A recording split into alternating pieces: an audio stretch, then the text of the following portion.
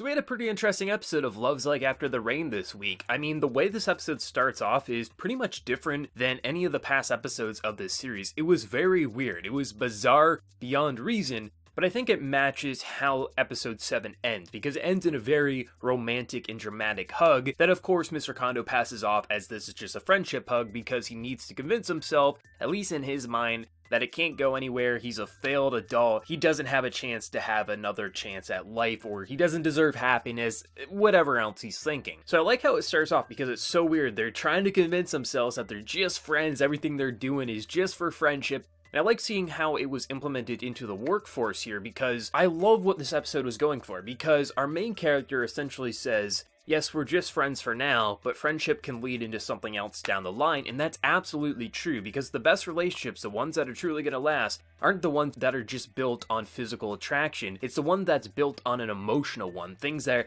you have a lot in common. The people who are friends for a long time, or even a short while, they find out that they have so much in common, and they're like, well yeah, I'm also kind of attracted to this person, and ultimately that's how a lot of relationships start out. Ultimately, I could definitely see this happening between the two, because we've seen these characters for 8 weeks now, and I think we have a pretty good understanding of both of their mentalities, and you can really see that there could be something there. Maybe it would last, maybe it wouldn't last, maybe it won't happen at all, but you definitely get the sense that even though there is that age gap, and even though Mr. Kondo is convincing himself that he's too far apart from his crush, we definitely know he has a crush for her, he really isn't. I think that whole idea with the whole pimple scene where he's like, I can't even get a pimple and things like that, I think the idea of him having one the next day was essentially a way to show that even though he's trying to convince himself he's so far away from her, at the end of the day he really isn't, and the only thing that's holding him back is his own mentality, and if he would just remove that barrier, ultimately he could probably have a chance at a happy life instead of always putting himself down. And I just like the episode overall because of it. It's not my favorite episode, but I really enjoyed what they went for because it was so different from past episodes. It made it feel like a refresher just for the series,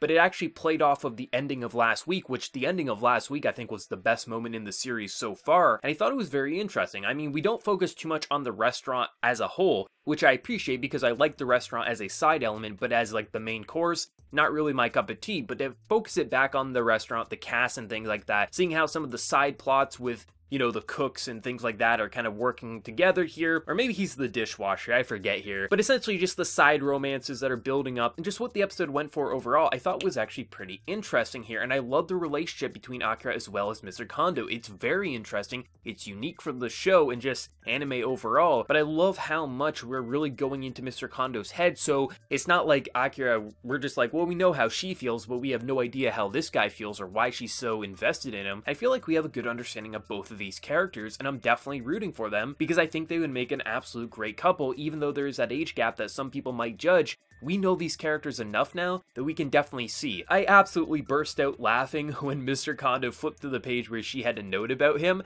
and he jumps and freaks out. I just found that to be the best executed scene in terms of comedy that I think the series has had so far. It was just so perfectly timed. It just was so polar opposite to the mood that was being laid out with the whole writing and things like that. It was just absolutely hilarious and just made me burst out laughing, and I absolutely loved that there. But seriously, the show is doing a really good job at keeping it refreshing, which I think is something that a lot of times these romance-esque series can not do a good job with. They drag things out for too long, or they drag it out but they don't really know what to do with the material. But I feel like Love is Like After the Rain absolutely knows what to do. It knows how to re-implement the side characters to keep it from feeling like more or less the same, but not overuse them, keep the focus on our two main characters, but at the end of the day, shift the dynamic so much and so slightly that it constantly feels refreshing but the same, and I think that's one of the strongest suits for the show. Seriously, Love is Like After the Rain is a breath of fresh air in the romance department, and every single week, I just can't wait to see where it's going to go. Not much more to say past that. I definitely think the comedy in that one moment was absolutely spectacular, and I just enjoyed how they played off the ending of last week. It didn't top the ending of last week, but it was a fitting episode to carry off from episode 7 to lead us into episode 8.